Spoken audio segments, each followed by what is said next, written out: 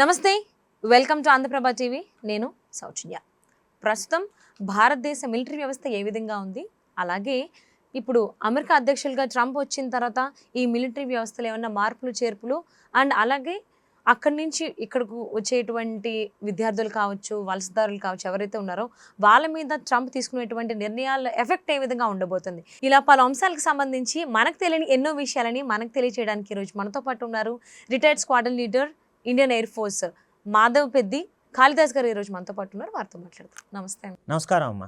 So ప్రస్తుతం భారతదేశ military వ్యవస్థ ఎంత స్ట్రాంగ్గా ఉంది అంటారు, లేదా వీక్గా ఉంది అంటారా? చాలా బాగుందమ్మా. మొన్ననే గ్లోబల్ ఇండెక్స్ వాళ్ళు ఒక కథనాన్ని చాలా జాగ్రత్తగా వాళ్ళు ప్రచురించారు. అందులో మన భారతదేశము సూపర్ పవర్ అవ్వబోతోందా, మన భారతదేశం సూపర్ పవర్ అవ్వబోతోందా, గణాంకాలు స్టాటిస్టిక్స్ అంతా వేశారు. ఆర్మీ ఎంత ఉంది, ఎయిర్ ఫోర్స్ ఎంత ఉంది, నేవీ ఎంత ఉంది. మన ప్రేక్షకులకి చెప్తాను, మిలిటరీ అనగానే 3 వస్తాయమ్మా. ఒకటి Indian army, Indian air force and Indian navy. Indian army నేల మించి యుద్ధం చేస్తూ మన దేశ బార్డర్స్ని రక్షిస్తూ ఉంటుంది. అవసరమైతే అఫెన్సివ్ యాక్షన్ అవ్వటానికి బార్డర్ దాటి, లైన్ ఆఫ్ కంట్రోల్స్ దాటి శత్రు భూభాగం మీద దాడి చేస్తుంది. ఇదే విధంగా ఆకాశ మార్గం ద్వారా, ఎందుకంటే ఇవాళ రేపు వచ్చే యుద్ధ తంత్రము ఎక్కువ శాతం ఆకాశ మార్గం ద్వారా జరుగుతోంది. ఇది భారత వాయుసేన చేస్తుంది. వాళ్ళ దగ్గర ఫైటర్ విమానాలు ఉంటాయి, బాంబర్ విమానాలు ఉంటాయి.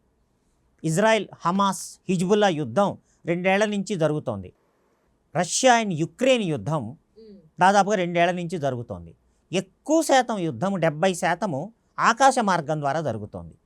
తర్వాత అందుబాటులో ఉన్నటువంటి సముద్రం గనక ఉంటే 2 దేశాల మధ్య నేవీ ద్వారా జరుగుతోంది. సో ఈ మూడింటిని కలిపి ఇండియన్ మిలిటరీ అంటారు. మీరు అడిగినట్లు ఏ స్థితిలో ఉన్నది, చాలా చక్కటి స్థితిలో ఉంది. మంచి మంచి ఆయుధాలు ఉన్నాయి. అయితే వాటిలో కొన్ని గ్యాప్స్ ఉన్నాయి. ఎందుకంటే ముఖ్యంగా చైనా బలీయమైన శత్రువు. వాళ్ళ దగ్గర మ్యానుఫ్యాక్చరింగ్ ఇండస్ట్రీ కానీ, రీసెర్చ్ అండ్ డెవలప్మెంట్ కానీ చాలా నిరంతరంగా, ఎందుకు, వాళ్ళకి ప్రధాన లక్ష్యం అమెరికా. సో దాన్ని దృష్టిలో పెట్టుకొని వీళ్ళ డెవలప్మెంట్ అవుతూ ఉంటుంది. ఎక్కువగా అవకాశం ఉండి ప్రయోగించేది ఎవరి మీద? మన మీద. అందువల్ల మనం చైనాని దృష్టిలో పెట్టుకొని, అంటే చైనా సెంట్రిక్ అంటారు. ఒకప్పుడు పాకిస్తాన్ని దృష్టిలో పెట్టుకొని మనం డెవలప్ చేసుకునేవాళ్ళం. మనల్ని ఏమీ పాకిస్తాన్ చెయ్యలేదు అనుకునేవాళ్ళం. ఈరోజు we should be in China centric. China చాలా బలీయమైన దేశంగా రూపుదిద్దుకుంటోంది. దానికి దీటుగా మనం కూడా చేసుకుంటున్నాము. సో ఈ సూపర్ పవర్స్ లెక్క వేసుకుంటే గ్లోబల్ ఇండెక్స్ వాళ్ళు ఒక 1 month బ్యాక్ ప్రచురించారు. అమెరికా నెంబర్ 1 సూపర్ పవర్గా ఉంది, రష్యా 2వ super power, China number 3 super power, Bharat number 4 super power. అందువల్ల మనం అనేక రంగాలలో ఆత్మనిర్భరత కింద చాలా ఆయుధ పాఠవాన్ని ఇంప్రూవ్ చేసుకున్నాం. కనుక ఆ విషయంలో మనం ఆందోళన పడక్కర్లేదు. అయితే మధ్య మధ్యలో కొన్ని గ్యాప్స్ ఉన్నాయి. ఆ గ్యాప్స్ ఫిలప్ చేసుకోవాలి. ఏంటా గ్యాప్స్? ఇప్పుడు చాలా అవసరంగా ఉన్నది, ఈ రోజున టెక్నాలజీని చూస్తే ప్రధానంగా వాడే టెక్నాలజీని C⁴I అంటారు. Computers, command, control, communication, intelligence. ఈ మొత్తం 5 వ్యవస్థల్ని ఇంటిగ్రేట్ చేసి ఆర్టిఫిషియల్ ఇంటెలిజెన్స్తో జోడించి సైబర్ సెక్యూరిటీ అనేటువంటి లింక్ పెట్టి అవసరమైతే క్లౌడ్ కంప్యూటింగ్ కనెక్టివిటీ చేసి టెక్నాలజీని, అంటే ఒకప్పుడు తుపాకులు, గుళ్ళు, ఫిరంగులు అవి కాక ఇందాక నేను ఉదాహరించినటువంటి ఈ టెక్నాలజీస్ని లింక్ చేస్తూ నువ్వు యుద్ధతంత్రం నడపాల్సిన అవసరం వస్తుంది. రాబోయే 4-5 ఏళ్లలో రోబోటిక్స్ కూడా వచ్చేస్తుంది. సో కనుక ఈ సమయంలో మనం ఒక్కసారి లేటెస్ట్గా జరుగుతున్న యుద్ధం చూస్తే మనం ప్రధానంగా ఇజ్రాయిల్, హమాస్, హిజ్బుల్లా, హౌతీ వీటి మధ్య జరుగుతున్నటువంటి యుద్ధం చూస్తే కారణాలు ఏవైనా కావచ్చు, కానీ ఇజ్రాయిల్ పైచేయి సాధిస్తోంది. దేనివల్ల?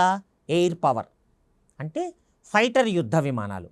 అవి గంటకి 1800 కిలోమీటర్ల స్పీడ్ నుంచి 2200 కిలోమీటర్ల స్పీడ్తో కనురెప్పపాటుతో వెళ్ళి శత్రు దేశాల యొక్క బార్డర్ దాటి బాంబింగ్ చేసి వస్తోంది. మనం కూడా చేసాం.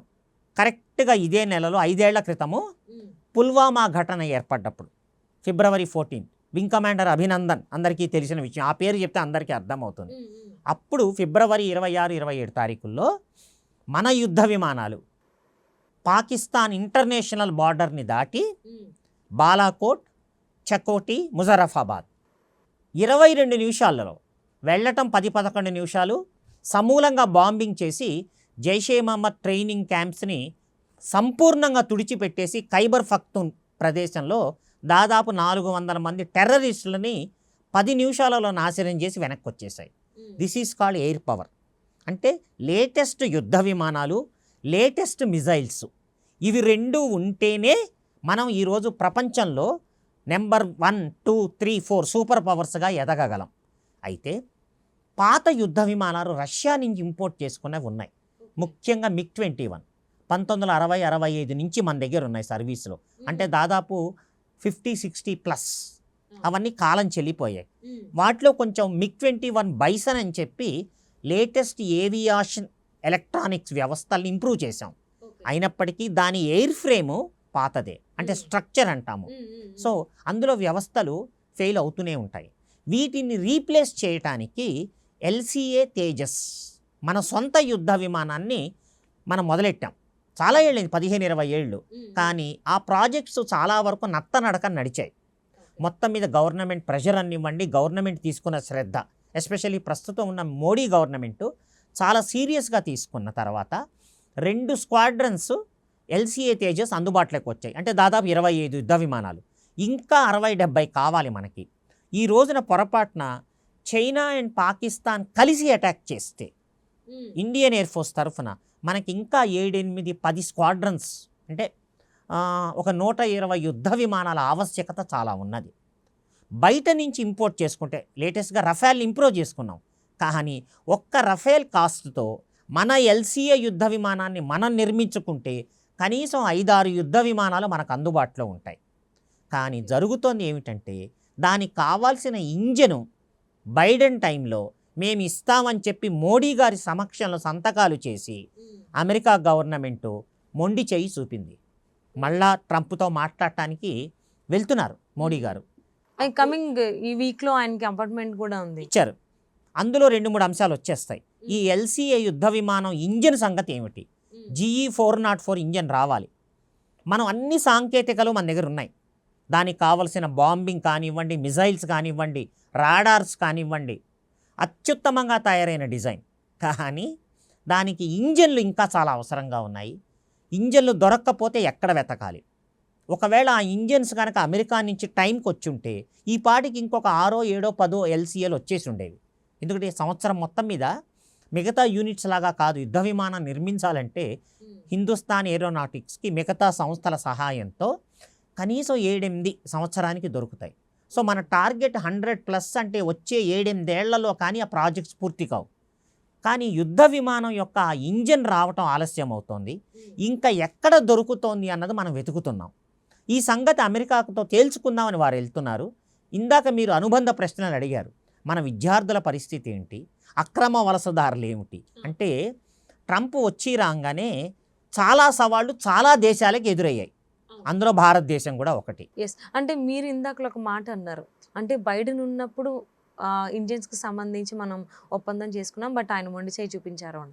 మరి ఇప్పుడు అమెరికా అధ్యక్షులు ట్రంప్ దాన్ని ఏకీభవించి, అంటే ట్రంప్ ఇచ్చారు కాబట్టి, ఐ మీన్ లైక్ అప్పుడు బైడెన్ మాట ఇచ్చారు కాబట్టి నేను ఎందుకు దాన్ని తీర్చాలని ఇటువంటి మాట అనరు అని అనుకోవచ్చు అంటారా? లేకపోతే మేము ఒప్పందం ప్రకారం అప్పుడు రాసుకున్న ప్రకారం నేను ఇంజన్స్ మీకు అందుబాటులోకి తీసుకొస్తాను అనేటువంటి పాజిటివ్ రియాక్షన్ ఉంటుందని అనుకోవచ్చా ట్రంప్ గారి దగ్గర నుంచి? అసలు జరిగింది ఏంటి? అక్కడ మాట ఇవ్వటం కాదు, ఒప్పందం జరిగింది. అదే అవును. కానీ వాళ్ళు చూశారు ఈ LCA తేజస్ని మన వరకు వాడుకుంటే ఒక భాగం, కానీ ఈ యుద్ధ విమానము రకరకాల ఎయిర్ షోస్ ప్రపంచంలో మా సామర్థ్యం ఇంత అని చూపించడానికి ఎగురుతుంటాయి. దానికి 2 కారణాలు. ఒకటి, మా దగ్గర ఇంత చక్కటి ఆయుధ వ్యవస్థ ఉంది, ఒళ్ళు దగ్గర పెట్టుకోండి అని చైనాకి పాకిస్తాన్కి వార్నింగ్. రెండవది, మిగతా దేశాలు ఉన్నాయి, థర్డ్ వరల్డ్ కంట్రీస్, వాళ్ళ దగ్గర అంత డబ్బు లేదు. అమెరికన్స్ దగ్గర, రష్యన్స్ దగ్గర, చైనా దగ్గర కొనేంత డబ్బు లేదు. మరి వాళ్ళు ఎవరి వైపు చూస్తున్నారు? వీళ్ళందరూ భారతదేశం వైపు చూస్తున్నారు.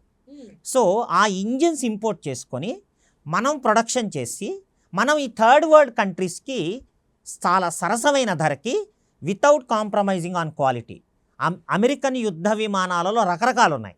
F-35, F-22, F-15E, F-16 వాటికి తీసిపోని విధంగా. అయితే F-35, F-22 చాలా ప్రత్యేకమైనవి. They are called stealth bombers. అదేమిటో చెప్తాను. బట్ సాధారణ యుద్ధ విమానాలు ఏవైతే ఉంటాయో చిన్న దేశాలకి అవి కొంతవరకు ఉపయోగపడతాయి. సో అవి కావాలి అంటే భారతదేశం తన తరఫు నుంచి అమెరికా మార్కెట్కి గండి కొట్టే అవకాశం ఉన్నది. అది వాళ్ళు ఆలోచించారు. మన దగ్గర ఇంజన్లు తీసుకొని మిగతా వ్యవస్థ మందే, ప్రధానమైనది ఇంజన్. వాళ్ళు యుద్ధ విమానం నిర్మించుకొని వాళ్ళ అవసరాల కోసం వాడుకుంటే సంతోషం. ఈ మధ్య థర్డ్ కంట్రీస్కి ఎందుకు ఎక్స్పోర్ట్ చేయాలి? ఎందుకు ఎక్స్పోర్ట్ చేయకూడదు? అమెరికా బ్రతుకుతోందే 60-70% ఎక్స్పోర్ట్స్ వల్ల. ఎందుకంటే అమెరికా ఒకళ్ళ దేశం కాదు, ప్రపంచవ్యాప్తంగా ప్రజలందరూ అక్కడ ఉన్నారు.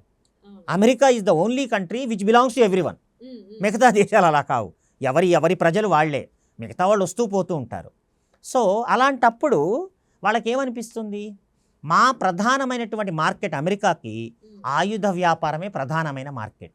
వాళ్ళకొచ్చే ఆదాయము రకరకాల టెక్నాలజీస్ మ్యానుఫ్యాక్చరింగ్ అవుతున్నా 40-50% ఇంకా ఎక్కువే ఉండదు, ఎగ్జాక్ట్ పర్సంటేజ్ తెలియదు. కానీ వాళ్ళకొచ్చే economy and foreign exchange money కేవలం ఆయుధ వ్యవస్థలనే. సో దానికి భారతదేశం ఎక్కడైనా కాంపిటీటర్గా నిలిచి గండి కొడుతుందా అన్న దాని మీద వాళ్ళు ఆపేశారన్నది నా అనాలిసిస్. కొన్ని వార్తా కథనాలు కూడా అదే విధంగా వచ్చాయి. ఇప్పుడు దాని సంగతి ఏమిటో తేల్చుకుందామని డెఫినెట్గా మోడీ గారు వెళ్తున్నారు. అంటే వారు ఎన్నో డిస్కషన్స్ చేస్తారు. ఇందాక అతి ముఖ్యంగా ఈరోజు భారతదేశం నుంచి 3.34 lakhs స్టూడెంట్స్ అమెరికాలో ఉన్నారు, హయ్యెస్ట్ కంట్రీ మొత్తం మీద, ఫాలోడ్ బై చైనా. వీళ్ళందరి పరిస్థితి ఏంటి?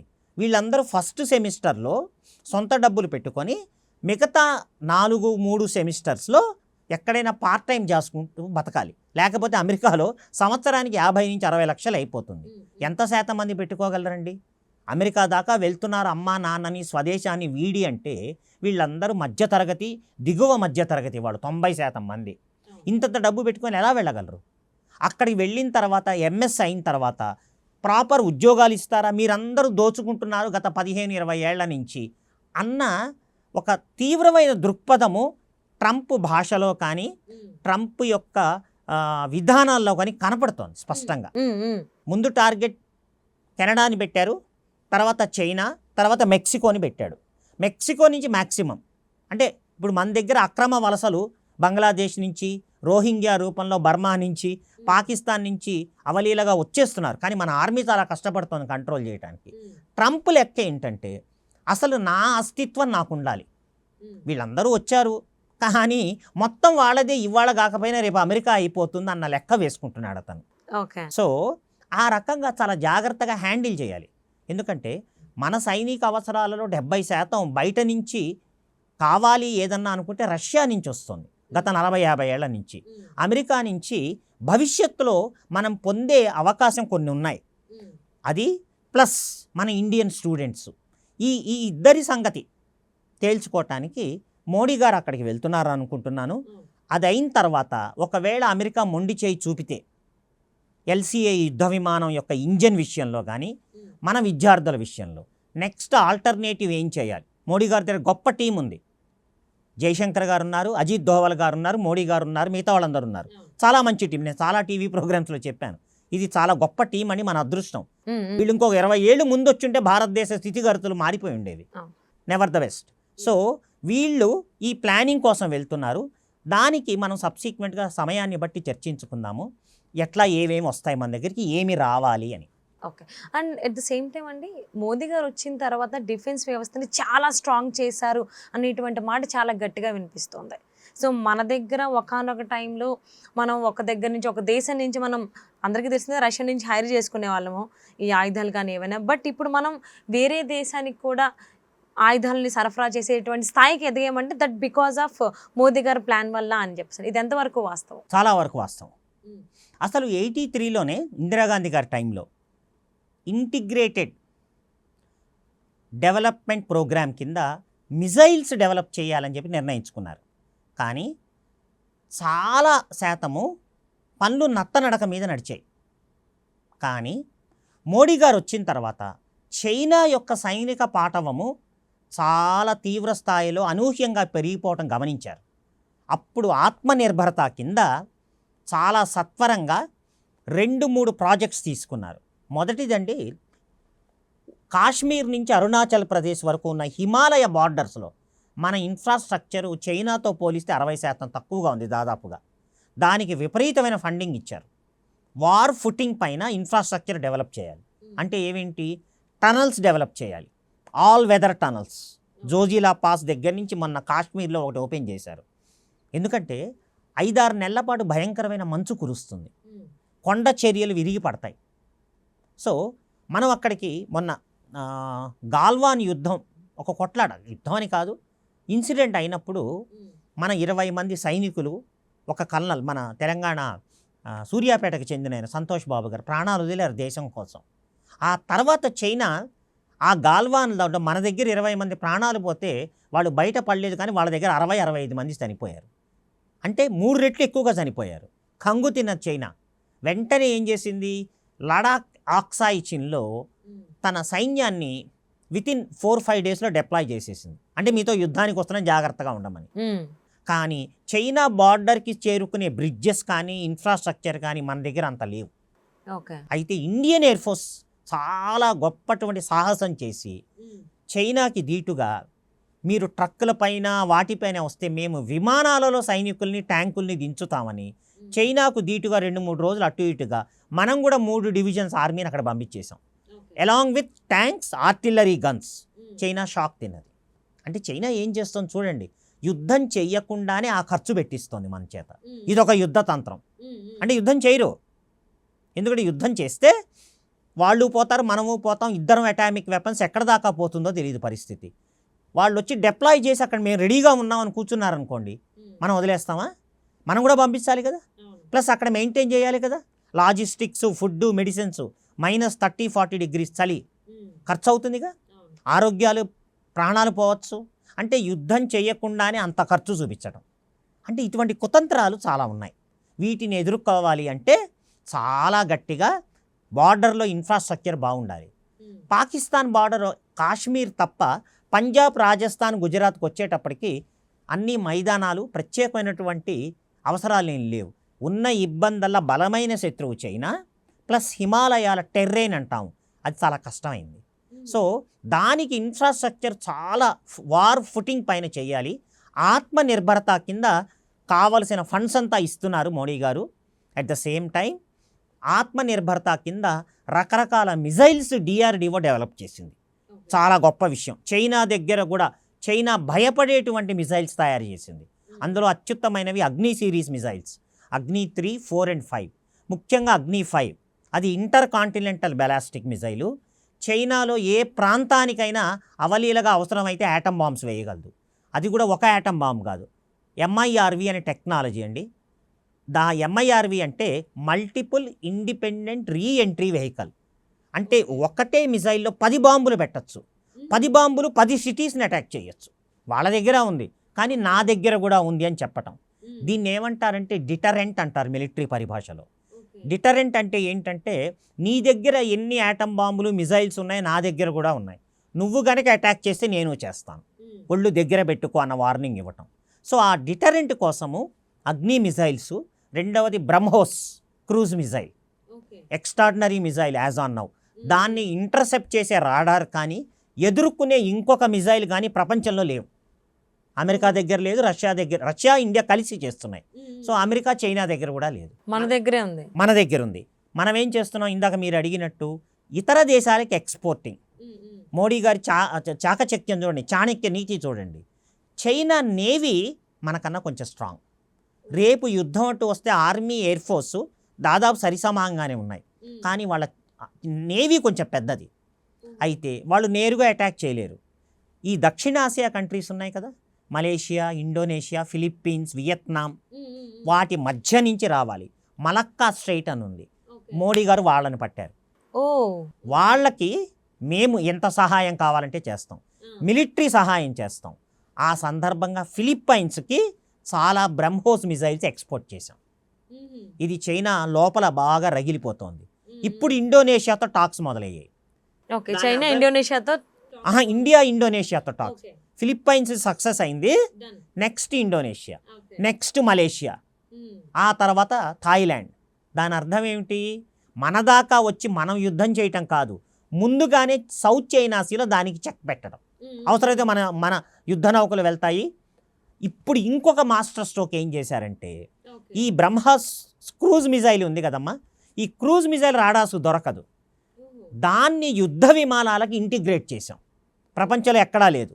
క్రూజ్ మిజైల్ ప్రయోగించే యుద్ధ విమానం మన దగ్గరే ఉన్నది. ఆ యుద్ధ విమానము అవలీలగా 1800 కిలోమీటర్లు వెళ్ళగలదు. అక్కడి నుంచి క్రూజ్ మిజైల్ ఇంకొక 300 కిలోమీటర్లు. అంటే మన భారతదేశం నుంచి టేక్ ఆఫ్ సౌత్ ఇండియా నుంచి కనుక అయితే దాదాపు 2000 కిలోమీటర్ల వరకు వెళ్ళగలదు. అంటే ఈ సౌత్ ఈస్ట్ ఏషియాస్లో ఉన్నటువంటి వాళ్ళు మనకి సహకరిస్తే, మన యుద్ధ విమానాలు క్రూజ్ మిజైల్స్తో కనుక అటాక్ చేస్తే చైనా నేవీకి సంబంధించినటువంటి యుద్ధ నౌకలు ఆ బ్యారియర్ని దాటి ఇండియాలోకి ప్రవేశించడం చాలా కష్టం. ఇది చాలా టాక్టికల్గా చాలా ముందు ఆలోచనతో చేసినటువంటి పని. అంటే వాళ్ళు మనల్ని ఎలా నాశనం చేయాలని చూస్తున్నారో దానికి 5 రెట్లు కూడా మనకున్నటువంటి ఇందాక చెప్పిన టీము చాలా అద్భుతంగా ఆలోచిస్తున్నారు. సో దానికి అనుగుణంగా ఇప్పుడు మోడీ గారు మనకున్నది ఒక చిన్న అవసరం ఉన్నది. మన దగ్గర స్టెల్త్ బాంబర్స్ అంటూ లేవు, రాడార్కి దొరకనటువంటి బాంబర్స్. అవి ఒక్కటి మనం ప్రొక్యూర్ చేసుకోవాలి. సో మరి అదేమన్నా అమెరికాతో డీల్ మాట్లాడుతున్నారా? ఎందుకంటే అవసరమైనవి 110. అయితే అమెరికా ఏం చేస్తుంది? ఇందాక నేను చెప్పినట్టు LCA యుద్ధ విమానంలో ఉన్న ఇంజన్ని ఇవ్వకుండా వాళ్ళకి ఎక్కువ బిజినెస్ జరుగుతుంది. ఏకంగా మేము F-35, F-22 యుద్ధ విమానాలు 100-200 ఇచ్చేస్తాము, మీ దగ్గర కనుక విదేశీ మారక ద్రవ్యం ఉంటే కొనుక్కోవచ్చు. చివరికి అంటే వాళ్ళ చేత ఆ ఇంజన్ని మోడీ గారు సాధించి తెస్తారా, లేకపోతే advanced 5th generation or 6th generation F-35ని సాధిస్తారా అన్నది గవర్నమెంట్ తీసుకోవాల్సిన డెసిషను. ఆల్రెడీ చైనా J-10C అనే 6th జనరేషన్ యుద్ధ విమానాన్ని తెచ్చారంటుంది. ఎంతవరకు కరెక్టో తెలియదు, బట్ తెచ్చామంటోంది. మన దగ్గర అత్యాధునికమైనటువంటి రఫాల్ వచ్చింది, కానీ రఫాల్ 4.5 జనరేషనే. సో మనకు ఒక అడ్వాన్స్డ్ ఎయిర్క్రాఫ్ట్ రావాలి. అలాగే న్యూక్లియర్ పవర్డ్ సబ్మెరీన్స్ రావాలి. అరిహాన్, అరిఘాత్ 2 లాంచ్ చేశాము, దానికి కూడా విపరీతమైన ఫండ్స్ ఇస్తున్నారు. అవి ఎన్ని తయారవుతున్నాయని కూడా టాప్ సీక్రెట్ కింద ఉన్నాయి. అవి ఇంకొక 5, 6, 10 దాకా వస్తే రాబోయే 4-5 ఏళ్లలో 100% భారతదేశం శత్రు దుర్భేద్యం అవుతుంది. సార్, అంటే ఒకానొక టైంలో ఆయుధాలను కొనుగోలు చేసేటువంటి భారత్ ఇప్పుడు తిరిగి అమ్మేటువంటి స్థాయికి వచ్చింది, అంటే స్వదేశీ పరిజ్ఞానంతోనే. సో మరి ఈ ఇంజన్ విషయంలో ఎందుకు వెనకడుగు వేస్తోంది? ఎందుకంటే ఓవరాల్గా అన్నీ చేయగలం మనము, ఇంజిన్ దగ్గర ఎందుకు వెనకడుగు వేస్తున్నాం అంటే మీరేమంటారు? అంటే ఇంజన్ టెక్నాలజీ అన్నది అంత సులభం కాదమ్మా ఫైటర్ ఎయిర్క్రాఫ్ట్స్లో. ఎందుకంటే దాదాపుగా 100కు పైబడిన కిలో న్యూటన్స్ పవర్ కావాలి. ఓకే, 100+ కిలో న్యూటన్స్ పవర్ కావాలి. ఎందుకంటే ఇంజన్ ఎంత పవర్ఫుల్గా ఉంటే ఈ LCA కాంపోజిట్ మెటీరియల్స్తో తయారైంది. దానికి మంచి పవర్ఫుల్ ఇంజన్ కనుక వస్తే అప్పుడు ఏమవుతుందంటే, మనము రేపు శత్రు విమానాలు మన దేశంలోకి జొరపడ్డప్పుడు వాటిని ఎదుర్కోవటానికి డాగ్ ఫైట్ జరిగినప్పుడు మెనవరబిలిటీ అంటాం. ఓకే, ప్లస్ కోబ్రా మెనవరబిలిటీస్, దానికి విపరీతమైన పవర్ కావాలి. అంటే ఎట్లా పడితే అట్లా ఆకాశంలో శత్రుదేశ యుద్ధ విమానాల రాడార్లకి దొరకకుండా చేయాలి అంటే చాలా సొఫిస్టికేటెడ్ ఇంజన్ కావాలి. అదొక్కటి మనం పూర్తిగా డెవలప్ చేయలేకపోయాం. ఎందుకు? ఇంజన్ అంతా ఒకే చోట డెవలప్ కాదు, అందులో ఉండే రకరకాల పార్ట్స్ ఉంటాయి, అవి రకరకాల సంస్థల నుంచి రావాలి. సో మన దేశంలో ఇప్పుడు నిర్ణయం తీసుకున్నారు, నాకు తెలిసి 2-3 నెలల కింద, అవసరమైతే ప్రైవేట్ సంస్థల్ని, ఇప్పటికే DRDO అబ్దుల్ కలాం గారి నేతృత్వంలో చాలా ప్రైవేట్ సంస్థల్ని మనం ఇన్వాల్వ్ చేసాం. ముఖ్యంగా లార్సెన్ అండ్ టోబ్రో, ఆ LNT అంటాం కదా, జోరోవార్ ట్యాంక్ అనేది రూపొందించాం. LNT పాత్ర ఉన్నది, ఇండియన్ ఆర్మీ, DRDO కలిసి. అవి కాశ్మీర్ బార్డర్లో 25 టన్నులు మాత్రమే ఉండే చాలా లైట్ ట్యాంకు. ప్రపంచంలో ఎక్కువగా అంత యుద్ధ సామర్థ్యం ఉండి 25 టన్నులు మాత్రమే ఉండేవి, చాలా తక్కువ ఉన్నాయి. ఏంటండి దానివల్ల అంటే మన సరుకు రవాణా విమానాలలో అవసరమైతే అరగంట గంటలో అక్కడికి వెళ్ళి డిప్లాయ్ చేసేయచ్చు. ఇంత లైట్ ట్యాంక్ ఎక్కడా లేదు, దాని ట్రయల్స్ అవుతున్నాయి. సో యుద్ధ ట్యాంక్స్ దగ్గర నుంచి అలా వస్తే యుద్ధ విమానాలలో రకరకాల ప్రైవేట్ కంపెనీలని భాగస్వామ్యం చేయాలి. దానికి గవర్నమెంట్ ఏమవుతుంది, కోఆర్డినేషన్ చాలా అవసరం, అంత సులువుగా అయ్యేది కాదు. సో ఆ ఒక్క డెఫిషియన్సీ ఉన్నది. ఐ థింక్ మోడీ గారు వెళ్ళి వచ్చిన తర్వాత ఆ సంగతి ఏంటో తేలిపోతుంది. దాన్ని బట్టి మనం యుద్ధ విమానాలను డైరెక్ట్గా కొనాలా, లేదా ఎల్సీఏకి ప్రత్యామ్నాయం అయినటువంటి యుద్ధ ఇంజన్ ప్రపంచంలో ఎక్కడైనా దొరుకుతుందా? అన్ని చోట్ల దొరకదు. ఇస్తే ఫ్రాన్స్ ఇవ్వాలి, లేదా బ్రిటన్ ఇవ్వాలి. సో ఫ్రాన్స్తో కూడా సంప్రదింపులు జరుగుతున్నాయని నేను అనుకుంటున్నాను. ఖచ్చితంగా ఒక నెల 2 నెలల్లో ఏదో విషయం తేలిపోతుంది. దాన్ని బట్టి ఎల్సీఏ ప్రాజెక్ట్, ఎందుకంటే ఇప్పుడు మన సొంత విమానం తయారు చేసుకుంటే మెయింటెనెన్స్ కానీ యుద్ధ సమయంలో దొరకటం, అంటే ఇప్పుడు యుద్ధ సమయం వచ్చింది అనుకోండి, యుద్ధం చెప్పి రాదు. ఇప్పుడు అమెరికా నుంచో ఎక్కడి నుంచో అనుకో స్పేర్ పార్ట్స్ ఆపేస్తే ఏదో స్టోరీస్ చెప్పి తేడా వచ్చేస్తుంది కదా. ఇప్పుడు ప్రాక్టీసు రోజు ఆల్రెడీ ఇంజన్ విషయాల్లో మనకు మాట తేడానే వచ్చింది. బైడెన్ ఇచ్చిన మాట ఇప్పుడు దాకా అవ్వలేదు. ఎందుకంటే వాళ్ళకి మనం ఇప్పుడు వాళ్ళేం ఊరినే ఇవ్వట్లేదు, లాభాన్ని చూసుకొని ఇస్తున్నారు. కానీ వాళ్ళు భయపడుతోంది ఏంటి, మనం ఇచ్చిన ఇంజన్తో మిగతా పరికరాలను మనం సొంతంగా తయారు చేసి మిగతా దేశాలకు అమ్ముతున్నాం. అంటే వాళ్ళు డైరెక్ట్గా అమెరికా నుంచి కొంటే అదే డబ్బుకి 4-5 కొనొచ్చు ఇక్కడి నుంచి. రెండవది, వ్యాపార విషయంలో అమెరికన్ కంపెనీసు, అమెరికన్ గవర్నమెంటు చాలా కర్కశంగా ఉంటారు. మనం అలా కాదు, మనం చాలా సహృదయులము, చాలా మంచివాళ్ళము. తాలిబాన్ అంతటి వాళ్ళు ఒక రకంగా నరరూప రాక్షసులు, కానీ ఈరోజు భారత్ మాట విని అక్కడ 2000 మంది ఇంజనీర్సు, వర్కర్సు పనిచేస్తున్నారు ఎటువంటి ఇబ్బంది లేకుండా. కొత్తగా తాలిబాన్లు వచ్చినప్పుడు చాలా మనం ఆలోచించాం, ఇదేంట్రా బాబు మళ్ళీ తాలిబాన్లు వచ్చారు ఆఫ్ఘనిస్తాన్లో, నరరూప రాక్షసులు. వాళ్ళు గమనించారు, చైనాకు అవకాశం ఇస్తే చైనా మింగేస్తుందని తెలుసు. అమెరికా ఎలాగూ రాదు, రష్యాకు అంత తీరిక లేదు, యుక్రెయిన్తో కొట్టుకుంటోంది. నమ్మదగ్గ మిత్రుడు ఎవరు? భారతి. అందుకని మన దగ్గర నుంచి ఇంజనీర్లను, వక్రాన్ని చాలా మర్యాదగా చూస్తున్నారు. సో ఆ పేరు మనకు ఉంది, ఆ గుడ్ విల్ అంటాం కదమ్మా. ఈ రోజున చాలా దేశాలకి మీరు ఒక్క మాట ప్రపంచవ్యాప్తంగా ప్లెబిసైట్ కండక్ట్ చేయండి, ఈ ప్రపంచం మొత్తం మీద ఈరోజు గొప్ప ప్రధానమంత్రి వీరుడు ఎవరంటే మోడీ గారికే వస్తాయి. అంత మంచి గుడ్ విల్ ఉంది. మన రాజకీయాలు మాట్లాడద్దు, బట్ టెక్నికల్గానే మాట్లాడు, కానీ అంత గుడ్ విల్ ఉంది. కనుక ఆయన గుడ్ విల్ కాక భారతదేశానికి అంత మంచి పేరు కూడా ఉంది. సో వాళ్ళు న్యాచురల్గా మన దగ్గర ఆయుధాలు, అంటే ఒకప్పుడు రష్యా నుంచి గంపగుత్తగా మనం, మీరు అంటే కంప్లీట్ గా ఆయుధాలు రష్యా మీద ఒకనొక టైంలో ఆధారపడి ఉన్నామంటారా? దాదాపుగా ఆర్మీ కానీ, ఎయిర్ ఫోర్స్ కానీ. కానీ ఇప్పుడు అలా కాదు, మనం స్వంతంగా 10 రకాల మిజైల్స్ తయారు చేసుకున్నాం మనం. అంటే ఇప్పుడు అసలు రష్యా మీద ఆయుధాలకు సంబంధించి మనం ఆధారపడలేదు. ఉన్నాయి. ఇప్పుడు రష్యా నుంచి తెచ్చుకున్న MiG-29 ఉంది, MiG-21 ఉంది. కానీ MiG-21 పాతది అయిపోయింది. MiG-21 విజయవంతంగా నడుస్తున్నాయి. MiG-20 మన అభినందన్ కూడా MiG-21 బైసన్తోనే F-16 కొట్టాడు. అదొక యుద్ధం గెలిచినట్టే. 40 ఏళ్ల క్రితం పాత విమానము 20 ఏళ్ల సొఫిస్టికేటెడ్ విమానాన్ని కొట్టేసింది. అసలు యుద్ధం గెలిచినట్టే. నేను చాలా ప్రోగ్రామ్స్లో చెప్పాను, విడమర్చి చెప్పాను. MiG-21 యుద్ధ విమానంతో F-16 కొట్టడం అన్నది అసలు గొప్ప యుద్ధం. అది బాలాకోట్ బాంబింగ్ కన్నా ఇదే గొప్ప విజయం అని చెప్పి నేను చెప్పాను. సో అంత గొప్పగా, అంటే ఇప్పుడు మన పైలట్ల నైపుణ్యము, సమర్థత ఎలాగూ ఉంటాయి, కానీ వాళ్ళ చేతికి ఒక గొప్ప ఆయుధాన్ని ఇస్తే ఫలితం ఇంకా బాగుంటుంది. ఓకే, రెండు కదా. ఇప్పుడు గొప్ప స్టార్ క్రికెట్ ప్లేయర్ ఉన్నారండి, టెండూల్కర్ లాంటి వాళ్ళు, ఇంకొకళ్ళు, వాళ్ళకి నాసిరకం బ్యాట్ ఇస్తే, ఒక మంచి బ్యాట్ ఇచ్చామనుకోండి, మినిమం గ్యారంటీ కొన్ని రన్స్. ఇది అంతే. మన పైలట్స్కి వచ్చే శిక్షణ ప్రపంచంలోని వన్ ఆఫ్ ద బెస్ట్. మరి అటువంటి వాళ్ళకి మంచి ఆయుధ వ్యవస్థ ఇస్తే రేపు చైనా కానీ, పాకిస్తాన్ కానీ ఇద్దరూ కలిసి పిచ్చివేషాలు వేసినా చాలా అవలీలగా వాళ్ళని హ్యాండిల్ చేయగలరు. ఆ రిస్క్ తీసుకోకూడదు. ఎంత తొందరగా మంచి ఆయుధ వ్యవస్థ. ఇందాక మీరు చెప్పినట్లు డిపెండెంట్ అపాన్ అదర్ కంట్రీస్ అన్నది వద్దు, మన ఆత్మనిర్భరత ముఖ్యము అన్న లాంగ్ రేంజ్, అంటే కమాండర్స్ మేమందరం అడిగేవాళ్ళం, స్టేట్మెంట్ ఆఫ్ కేస్ పుటప్ చేసేవాళ్ళం. ఆ రోజులు అయినప్పుడు అయ్యేవి. కానీ ప్రభుత్వం, అంటే మోడీ గారి ప్రభుత్వం వచ్చిన తర్వాత 10 ఏళ్లలో సత్వరమైన డెసిషన్ తీసుకోవటం, మన సెక్యూరిటీ కన్సర్న్స్ మళ్ళా 1962లో చైనా చేతిలో దెబ్బతిన్నట్టు కాకుండా, మన వేలు చూపించినా, కన్ను ఎర్ర చేసినా కన్ను బీకేస్తాము, వేలు నరికేస్తాము, జాగ్రత్త, మా దగ్గర ఈ ఆయుధాలు ఉన్నాయి అన్న వార్నింగ్ మోడీ గారు ఇచ్చారు. ఆ సంగతి తెలుసు, కానీ కొన్ని గ్యాప్స్ ఉన్నాయి, వాటిని ఫిలప్ చేసుకోవాలి. సో రోజు రోజుకి తగ్గుతోంది, ఆయుధాలకు సంబంధించి ఇంపోర్ట్స్ అన్నవి తగ్గుతోంది. ఓకే, ఎక్కడ దాకా వచ్చింది? మీరు కరెక్ట్గా చెప్పినట్లు మనకి సరిపోయింది కాక ఇతర దేశాలకు కూడా అమ్మగలుగుతున్నాం. దానివల్ల ఏమవుతుంది? విదేశీ మారక ద్రవ్యం వస్తుంది, వాడికి ఖర్చు మిగులుతుంది, మనకు కూడా ప్రొడక్షన్ కాస్ట్ తగ్గుతుంది. అంటే స్వామి కార్యము స్వకార్యము రెండూ జరుగుతాయి. ఇది గవర్నమెంట్ ప్లాను.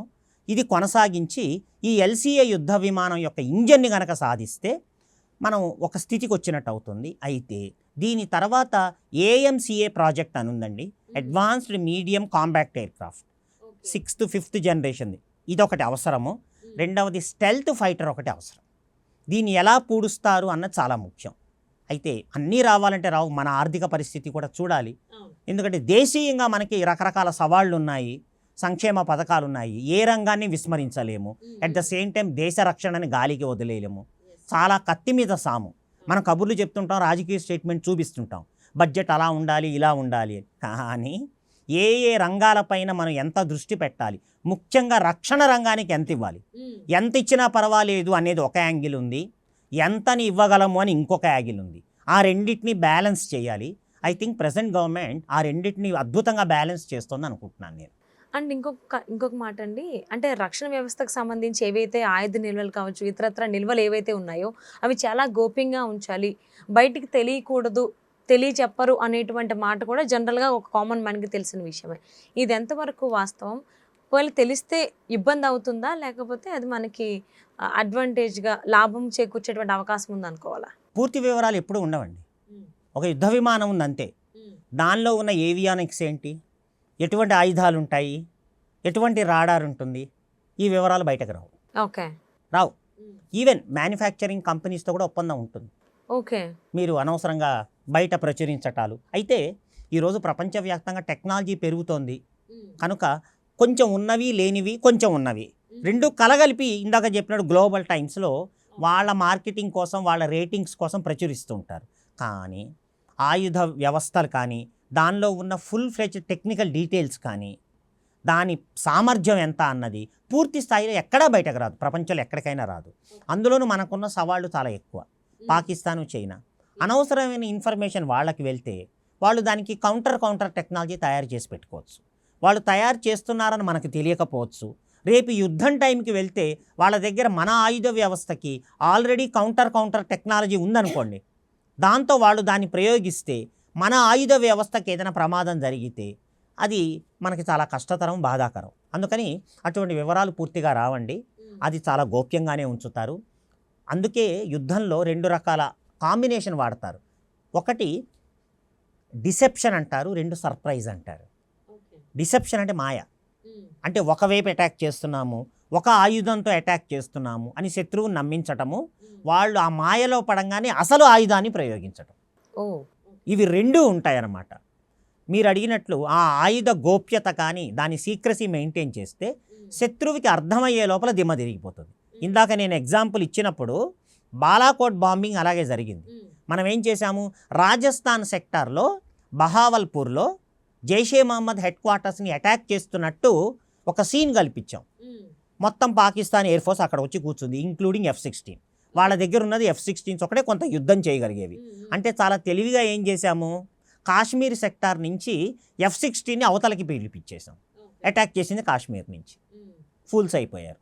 ఏం జరుగుతుందో తెలిసే లోపల 20 నిమిషాల్లో ఆపరేషన్ అయిపోయారు. ఎప్పుడైనా అంటే అలాగే ఉంటుందండి, సర్ప్రైజ్ ఉంటుంది, డిసెప్షన్ ఉంటుంది. ప్లస్ మన ఆయుధాలు ఇందాక నేను చెప్పినట్టు ఏ మిజైల్స్ ఏ విమానాల్లో ఉంటాయి, ఏ ట్యాంకులో ఎట్లాంటి ఫైర్ పవర్ ఉంటుంది, మల్టీ బ్యారల్ గన్స్, ఇలా రకరకాల ఆయుధ వ్యవస్థలు ఉన్నాయి.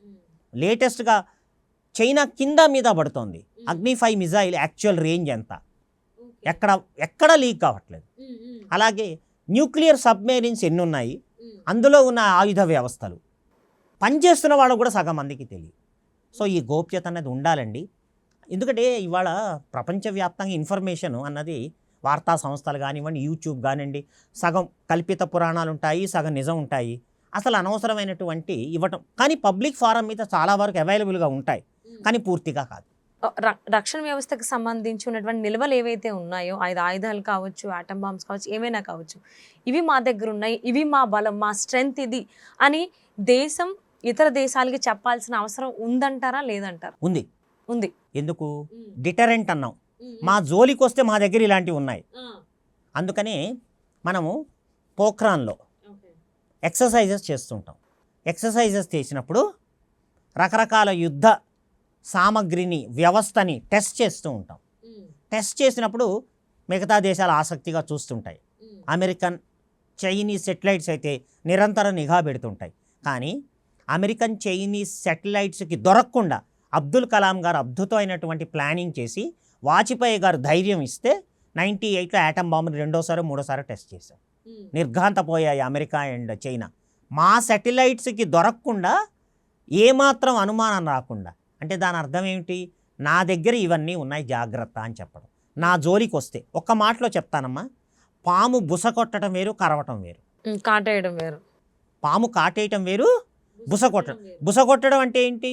నువ్వు నా జోలికి వస్తే కాటేస్తానని చెప్పడం, సిగ్నల్ ఇవ్వడం. ఇది అంతే. ఓకే. మనం మీరు చూస్తుంటారు ప్రతి నెల నాటెమ్స్ అని రిలీజ్ అవుతున్నాయి 2 నెలలకు ఒకసారి. Notification on air moment. Orissa దగ్గర బాలాసోర్లో రకరకాల మిజైల్స్ టెస్ట్ చేస్తూ ఉంటారు. శత్రు దేశాలు గమనించవా? వాళ్ళు గమనించాలనే కొన్ని టెస్ట్ చేస్తారు. అంటే నా దగ్గర ఇవి ఉన్నాయి, నేను పరీక్షలు చేసుకుంటున్నాను, రేపు యుద్ధం వస్తే ఇవన్నీ రెడీగా ఉంటాయి. అంటే నా దగ్గర ఇటువంటి ఆయుధ వ్యవస్థలు ఉన్నాయి. పూర్తి డీటెయిల్స్ తెలియవు. వాళ్ళు ఏదో టెస్ట్ చేశారు, దానిలో ఏదో విషయం ఉన్నది. ఆ మాత్రం దిగులు, భయము కనుక శత్రు దేశాలకు పుడితే అది చాలు. అంటే మన మీద అటాక్ చేయడానికి 100కి 100 సార్లు, 1కి 100 సార్లు ఆలోచిస్తారు. ఇది కూడా యుద్ధ తంత్రంలో భాగం. నిరంతరమైన టెస్టింగ్ చేస్తూ ఎక్సర్సైజులు చేస్తుంటే ఏ నిమిషాన దాడి చేసినా మా భారతదేశాన్ని మేము కాపాడుకోగలము. మా దగ్గర ఆ టెక్నాలజీ ఉన్నది. ఇవి కాక మోడీ గారు చాలాసార్లు ప్రపంచ దేశాలన్నీ తిరిగి వస్తుంటారు.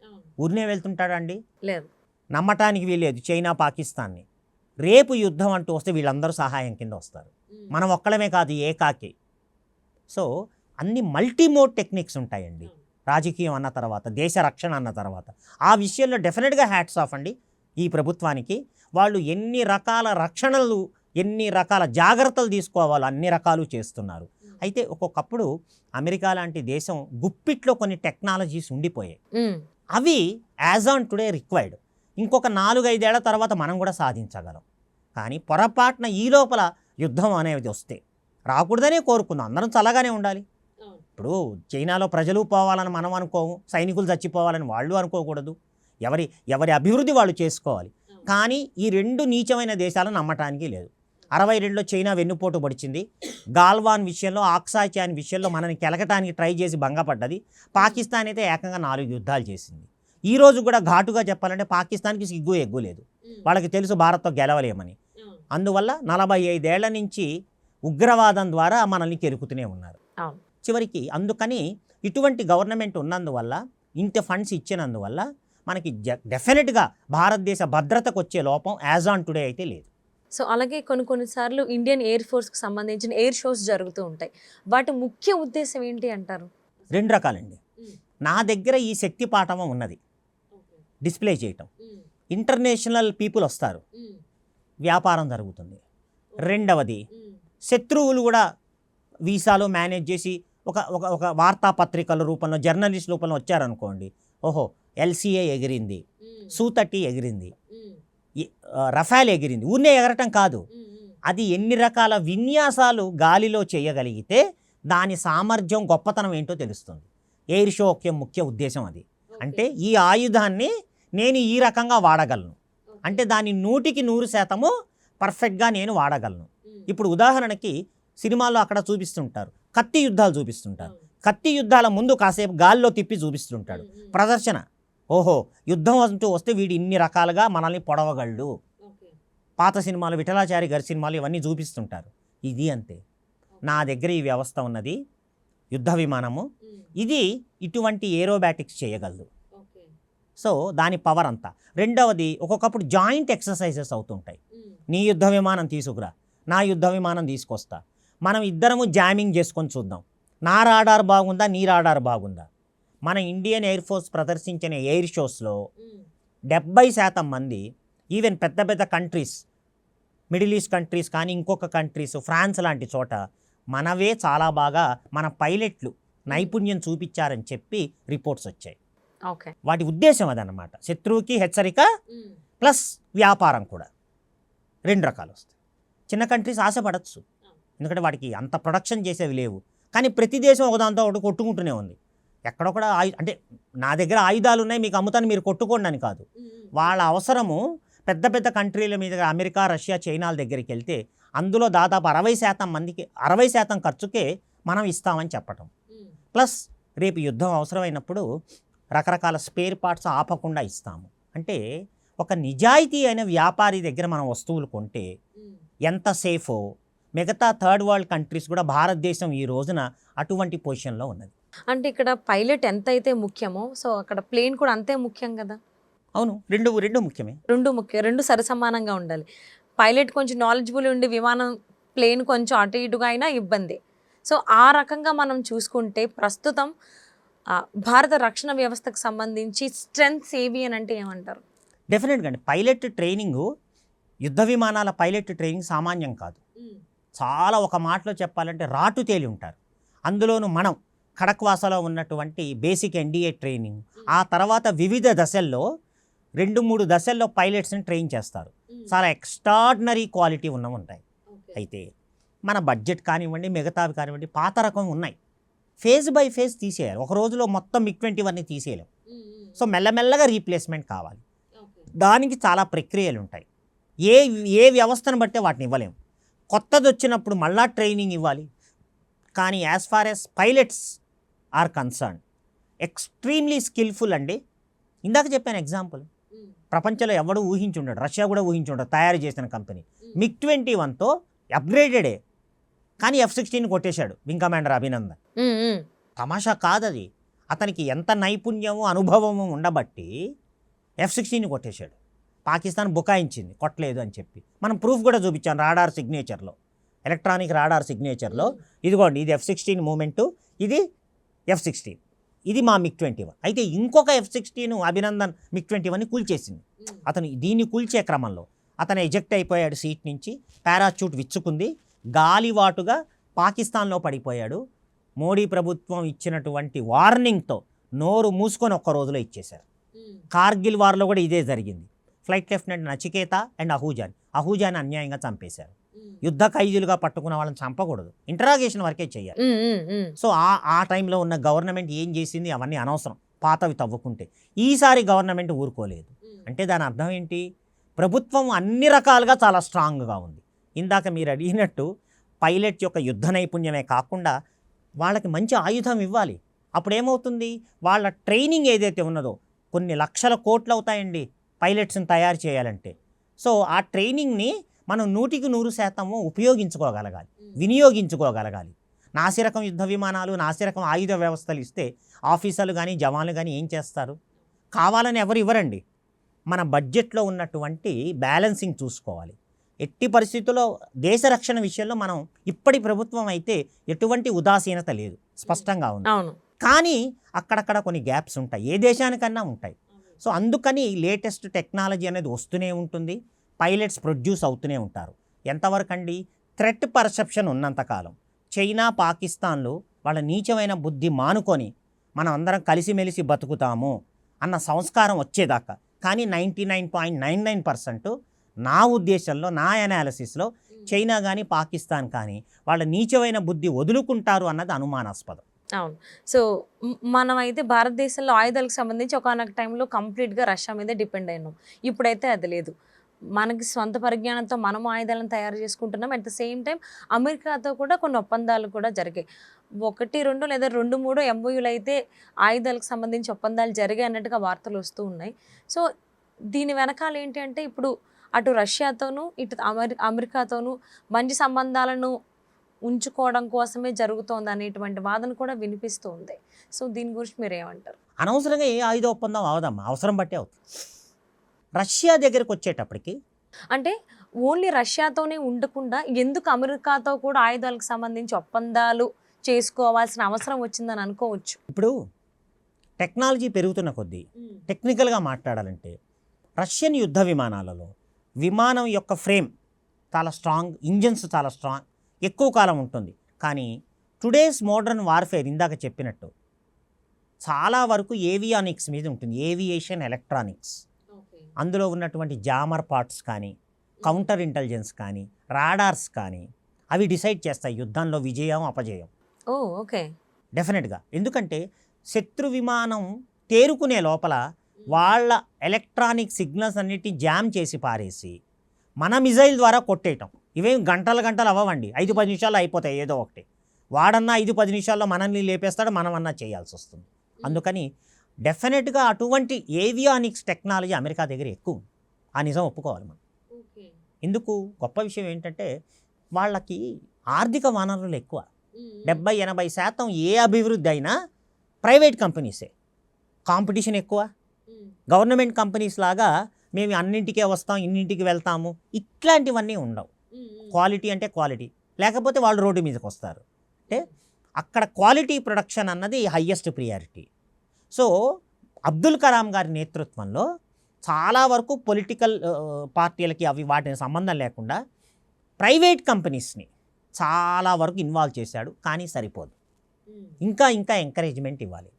సో అవి అంతా ఒక కొలిక్కొచ్చి మనం కూడా అమెరికా స్థాయిలో 100% హయ్యెస్ట్ టెక్నాలజీ, ఇందాక చెప్పాను కదమ్మా, C⁴I, computers, communications, control, command and intelligence, ఇవి ప్రతి ఆయుధ వ్యవస్థలో ఉంటాయి. ముఖ్యంగా యుద్ధ విమానాల్లో చాలా ఎక్కువగా ఉంటాయి, సబ్మెరీన్లో చాలా ఎక్కువగా ఉంటాయి, మిజైల్స్లో ఇంటర్ కాంటినెంటల్ బ్యాలాస్టిక్ మిజైల్స్లో ఇనర్షియల్ నావిగేషన్ సిస్టమ్ అంటాం, దానిలో ఎక్కువగా ఉంటాయి. సో ఈ ప్రధానమైనటువంటి ఆయుధాలలో మనం అమెరికాకి ధీటుగా డెవలప్ కావాలి అంటే ఎంత లేదన్నా 10 ఏళ్ళు పడుతుంది. కానీ ఆ 10 ఏళ్లలో వాళ్ళు కూడా ఇంకా ఎక్కువ ధీటుగా ఉంటారు. అయితే మనకి అవసరమైనంత వరకు గవర్నమెంట్ పాలసీస్ని మనం అకార్డింగ్లీ మలుచుకోవాలి. అంటే ఒక అధ్యయనం చేయాలి, అమెరికా ఎలా చేస్తుంది, వాళ్ళకి అంత హయ్యెస్ట్ క్వాలిటీ ఎలా వస్తుంది, ఏమిటి తేడా అన్నది మనకు తెలుసు. కానీ దానికి సపరేట్గా చాలా స్ట్రాటజిక్గా ఆలోచించే వాళ్ళు ఉన్నారు.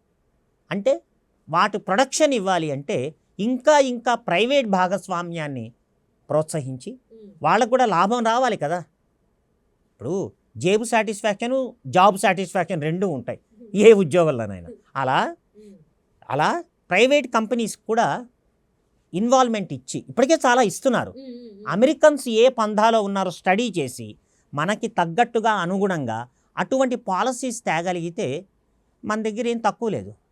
ఎందుకంటే మనకి ఉన్న భగవంతుడిచ్చిన గొప్ప వరం ఏమిటంటే ఇంటలెక్చువాలిటీ. భారతదేశానికి ఈరోజు ప్రపంచవ్యాప్తంగా ఎన్ని లక్షల మంది భారతీయులు ప్రతి ఒక్కళ్ళు సూపర్ టాప్గా ఉన్నారు ఏ దేశంలోనైనా. కారణం ఏంటండి? 3.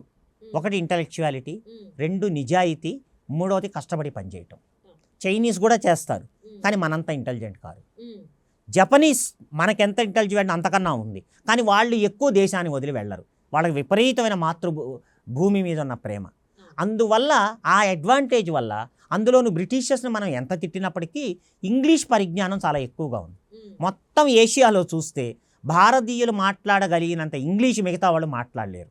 దానివల్ల ఏమవుతుంది, వెస్ట్రన్ కంట్రీస్, అమెరికన్ కంట్రీస్లో మనం సెటిల్ అయినంత బాగా మిగతా వాళ్ళు లేరు. అంటే ఓవరాల్గా ఇండియన్ ఇంటలెక్చువాలిటీ చాలా గొప్పగా ఉంటుంది. దాన్ని సరైనటువంటి దిశలో నడిపించేటువంటి నాయకత్వం కావాలి. పాలసీస్ గవర్నమెంట్ తీసుకుంటోంది. కానీ నన్నడితే ఇంకా సత్వరంగా అయ్యేటట్టు చూస్తే భారతదేశం శత్రు దుర్భేద్యం అవుతుంది. ఇప్పుడు అమెరికా అధ్యక్షుడు ట్రంప్ అయితే భారతదేశం గురించి మంచిగానే మాట్లాడుతున్నారు, పొగుడుతూ మాట్లాడుతున్నారు. ఈవెన్ మోదీ గారి గురించి అయితే ఆయన నాకు మంచి స్నేహితుడు, ఆయన బాగుండాలనేటువంటి వెల్విషర్గానే మాట్లాడుతున్నారు. కానీ ఆయన మాటల వరకే ఉన్నాయి. చేతల విషయానికి వచ్చేసరికి భారతదేశం అంటే కొంచెం వ్యతిరేకతను, కొంచెం అయిష్టంగా ఉన్నట్టు ఒక ద్వంద్వ వైఖరిని ఆయన వ్యవహరిస్తున్నారేమో, ప్రదర్శిస్తున్నారేమో అన్నట్టుగా అనిపిస్తుంది. ఫైనల్లీ ఆయన విధి విధానాల గురించి, నిర్ణయాల గురించి మీరు ఏమంటారు? ట్రంప్ అన్ప్రిడిక్టబుల్ అండి. ఓకే, చాలా అన్ప్రిడిక్టబుల్. మీరు చెప్పినట్లు తెలుగులో సామెత ఉంది, నొసలు చిట్లించి నోటితో వెక్కిరించటం అని. అంటే ఒక రకంగా ఓకే అంటాం, ఇంకో రకంగా వెక్కిరించటం. సో అతని నైజం పసిగట్టడం కష్టం. కానీ ఎంత చెడ్డ అమెరికానే కదా. అమెరికాకి పర్మినెంట్ శత్రువులు పర్మినెంట్ మిత్రులు ఎక్కువ ఉండరండి. వ్యాపారమే, తమ్ముడే పేకాటే. ఆ కాంబినేషన్లో ముందు ఆ దేశ ప్రయోజనాలని పణం పెట్టి ఆ రకంగా రష్యాను ఒప్పుకోవాలి. 1971 వార్లో పాకిస్తాన్తో అమెరికా, ఫ్రాన్స్, రష్యా యుద్ధ నౌకలు పంపించాయి. భారతదేశం అయిపోయింది అనుకున్నారు. ఇందిరాగాంధీ ఆ రోజు కమ్యూనికేషన్ సెటప్స్ లేవు. ఆవిడ రేడియోలో మాట్లాడితే తెల్లవారేసరికి రష్యా యుద్ధ నౌకలు వచ్చేసాయి విత్ యాటమ్ బాంబ్స్, మిగతా పారిపోయాయి. సో మనకి చాలా రకాలుగా నిజాయితీగా చూస్తే గత 40-50 ఏళ్లుగా రష్యాని మించిన మిత్రుడు లేడు. కానీ ఈరోజు రష్యా, ఒకప్పుడు యూనియన్ యుఎస్ఎస్ఆర్ అనేవాళ్ళం, ఆ సోవియట్ రష్యా అయిపోయి రష్యా కింద మిగిలింది. కానీ అంత పరిపూర్ణంగా సహాయం చేసే స్థితిలో లేదు ప్రస్తుతం. యుక్రెయిన్తో తలమునకలుగా ఉంది. ఇక మోడీకి వస్తే అమెరికా యొక్క సంక్షేమం కానీ వ్యాపారం వదులుకోడు. ఆయనేం వదులుకోడు, భారతదేశాన్ని వదులుకోడు. అంటే చెప్తాడు, కబుర్లు అంటాడు, కానీ చేసేది ఎప్పుడు గ్యారంటీ లేదు. అది దృష్టిలో పెట్టుకోవాలి. మోడీ ఆయనతో డీల్ చేయాలంటే ఒకటే, ఎక్కడైనా ఒక స్టాండ్ బై పెట్టుకోవాలి. టెక్నాలజీ వ్యాపారం ఇస్తారా, సంతోషం. లేదు, లాస్ట్ మినిట్లో దెబ్బతిని అయ్యో నేను ఇట్లా అనుకున్నాను ఇట్లా అవ్వలేదు అని చివరి నిమిషంలో బాధపడితే ఏమీ లాభం ఉండదు. ట్రంప్తో వ్యవహారాలన్నిటికీ ఒక స్టాండ్ బై పెట్టుకోవాలి. ఎల్సీఏ యుద్ధ విమానాన్ని ఇంజన్ని ఇస్తామనొచ్చు, అది మీకు కాకపోతే ఎవరికి ఇస్తామంటారు, కబుర్లు ఎన్నో ఉంటాయి, ఇవ్వమనొచ్చు లాస్ట్ మినిట్లో. సో అలా వెయిట్ చేస్తూ రేపు సడన్గా యుద్ధం వస్తే ఏం బొట్టు పెట్టి పేరంటం పిలిచి యుద్ధం స్టార్ట్ చేస్తారా? శత్రుదేశం యొక్క లక్ష్యం శత్రుదేశందే. మరి అందుకని అమెరికాతో డీల్ చేసేటప్పుడు ఒక స్టాండ్ బై అన్నది ఏ వ్యాపారానికైనా మనం పెట్టుకోవాలి. సో అది గ్యారంటీ ఏం లేదు అతనితో ఏ రకంగా బిహేవ్ చేస్తాడు అన్నది. సో ఇప్పుడు చూశారు, మెక్సికో పైన, కెనడా అండ్ చైనా పైన సుంకాలు అవన్నీ విధించాడు. ఒక ఫెడరల్ కోర్టు ఆపేసింది. చాలామందిని వెనక్కి పంపటం, కొన్ని విషయాలు కరెక్టే, ఎందుకంటే అమెరికా ఎవరిది కాదు అందరిది. సో అటువంటి సౌలభ్యం ఉన్నటువంటి కంట్రీ ప్రపంచంలో లేదు. ఎవడైనా వెళ్ళిపోవచ్చు, సెటిల్ అయిపోవచ్చు. అందుకే ప్రపంచవ్యాప్తంగా అన్ని లక్షల మంది అక్కడికి వస్తున్నారు. సో జీవన విధానం అక్కడ మీరు అన్నట్టు స్టైలు, అక్కడున్న కంఫర్ట్స్ అన్నీ కలిపి. కానీ ప్రభుత్వ పరంగా మనం అంగీకారాలు, మనం ఎంఓయూస్ అంటాం, మెమరాండ్ ఆఫ్ అండర్స్టాండింగ్స్, ఇవన్నీ ఆన్ పేపర్ కరెక్టే. చివరికి మన చేతికి వచ్చేదాకా నమ్మటానికి లేదు. కనుక స్టాండ్ బై కింద ఇంకొక ఆల్టర్నేటివ్ని పెట్టుకొని అమెరికా టెక్నాలజీ బాగుంది, ఆ డబ్బు మనం ఇవ్వగలము, తర్వాత ఊరినే ఇవ్వటం కాదు కదా, అది యుద్ధ విమానం ఇంజనే అనుకోండి ఎల్సీఏది, అదొక 20, 30, 40 ఏళ్ళు సర్వీస్లో ఉంటుంది. ఆ 30, 40 ఏళ్ల వరకు మరి స్పేర్ పార్ట్స్. రెండవది టీఓటీ అని ఉంది, technology of total transfer of technology. పోనీ ఆ అంగీకారానికి వస్తారా?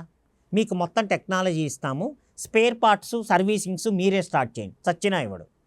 ఆ అవకాశం ఎందుకు వదులుకుంటాడు? స్పేర్ పార్ట్స్ ధరలు పెరిగాయి అనొచ్చు. స్పేర్ పార్ట్స్ 100% అమెరికాలో తయారు కావు. చాలా వరకు సౌత్ కొరియా కానీ, తైవాన్ కానీ ఇతర దేశాల నుంచి వస్తాయి, యూరోపియన్ దేశాలు. వాళ్ళు కాస్ట్ పెంచారంటాడు. అంటే ఒక మాటలో అయితే అతను పేచీ మనిషి. సో పేచీ మనుషులతో ఎలా మనము మెలగాలి అన్నది మనం జాగ్రత్తగా ఆలోచించుకోవాలి. అంటే మోడీ గారికి తెలియదని కాదు, జయశంకర్ గారికి తెలియదని కాదు, వాళ్ళకి తెలుసు. కానీ కొన్ని తప్పనిసరి మజిబూరి అంటాం కదా, అంతవరకు ఓకే. కానీ గుడ్డిగా నమ్మి ఇప్పుడు బైడెను ట్రంప్ అంత పేచీకోరు మనిషి కాదు, ఆయనే ఇవ్వలేదు ఇంజన్ని, ఒప్పందం అయ్యి. అమెరికన్ మెంటాలిటీస్ అలాగే ఉంటాయండి. వాళ్ళకి బిజినెస్ నడుస్తున్నంత కాలం, లాభం నడుస్తున్నంత కాలము మిత్రత్వమే. వాళ్ళ వ్యాపార విశేషాలు, వాళ్ళ వ్యాపార ఒప్పందాలు కనుక తేడా వచ్చేస్తే లెక్క చేయరు. ఇది దృష్టిలో పెట్టుకొనే మనం వెళ్ళాలి. ఆ తర్వాత మమ్మల్ని అమెరికా అట్లా చేసింది ఇట్లా చేసింది అంటే అర్థం లేదు. ఎందుకంటే వాళ్ళ సంగతి తెలియాలి మనకి. తెలియదని కాదు, ఎక్కువ హోప్స్ పెట్టుకోకూడదు. వస్తే బోనస్, లేకపోతే ఇంకొకళ్ళ దగ్గర వెతుక్కోవాలి. Okay, thank you so much Kalidas garu. Valuable information మా అందరితో షేర్ చేసుకున్నందుకు. నమస్కారం అమ్మ, థ్యాంక్ యూ.